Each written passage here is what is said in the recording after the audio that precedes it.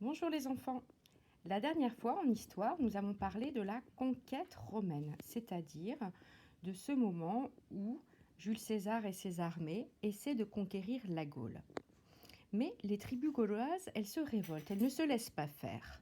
Elles se regroupent autour d'un jeune chef qui s'appelle Vercingétorix et dont on a lu l'autre jour une fiche qui le concernait.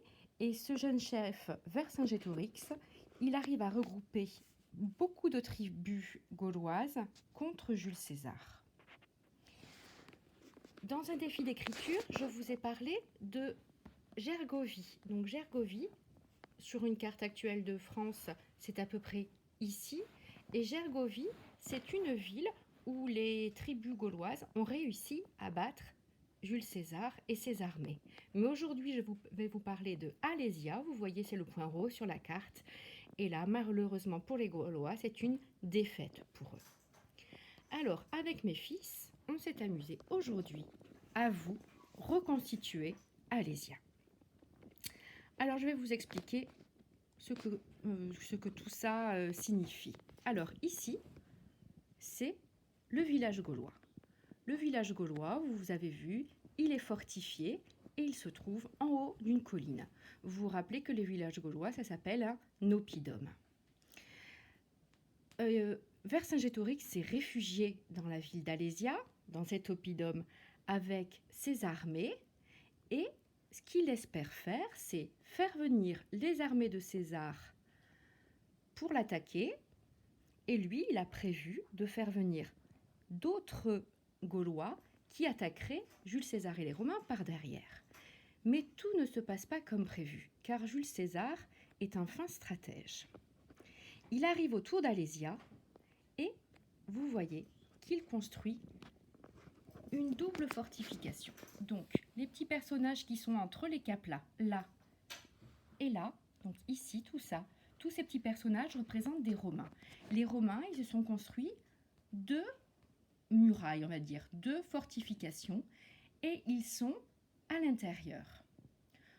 Donc ces murailles les protègent, d'une part des Gaulois qui pourraient venir les attaquer de ce côté, et de l'autre côté, si d'autres Gaulois venaient les attaquer pour aider Vercingétorix.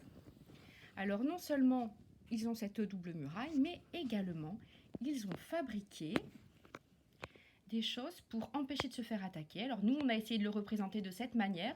Vous voyez ces petits pics dans la terre? Eh bien, ils ont fait ceci avec du bois, avec des troncs taillés en pointe, plantés dans la terre. Les boîtes, qui sont des boîtes d'œufs que nous avons découpées, sont censées représenter des trous dans le sol. Tous ces pièges empêchaient du coup les Gaulois d'attaquer, de faire une attaque rapide, puisqu'ils ne pouvaient pas prendre les chevaux, puisque les chevaux, ils n'étaient pas capables d'éviter tous ces trous et ils risquaient de s'empaler dans les morceaux de bois. Donc, les Gaulois sont restés coincés dans la ville d'Alésia. Les Romains ne pouvaient pas les attaquer, mais eux ne pouvaient pas sortir d'Alésia. Du coup, ils ne pouvaient pas non plus manger, et au bout de quelques semaines, ils se sont retrouvés sans vivre, et c'est comme ça que Vercingétorix s'est rendu à César afin que tous les Gaulois d'Alésia ne meurent pas de faim. Et c'est ainsi que prend fin la guerre des Gaules, c'est-à-dire que Alésia, c'est la dernière grosse bataille, on va dire, entre les Gaulois et les Romains. Enfin, pas vraiment une bataille puisqu'il s'agit seulement d'un siège, c'est-à-dire que les Romains ont encerclé Alésia et ont empêché les Gaulois de se ravitailler. Donc ce n'est pas vraiment une bataille, mais de cette manière, Vercingétorix s'est rendu à César et comme le chef a dit qu'ils avaient perdu la guerre, voilà, les Romains ont définitivement gagné. Je vous propose, vous aussi, avec le matériel de la maison, d'essayer de me reproduire cette scène à Alésia, avec donc l'oppidum, les Gaulois, les doubles fortifications et les pièges faits par les Romains contre les Gaulois.